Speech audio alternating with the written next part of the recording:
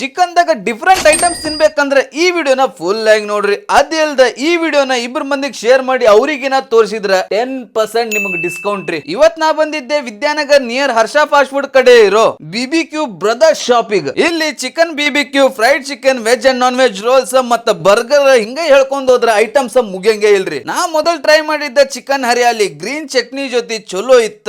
Next malai chicken try ಮಾಡಿದ್ದೆ ತಂದೂರಿ ಮಯೋ ಜೊತೆ ತಿನ್ನುವಾಗ ಬೆಂಕಿ ಕಾಂಬಿನೇಷನ್ ರೀ.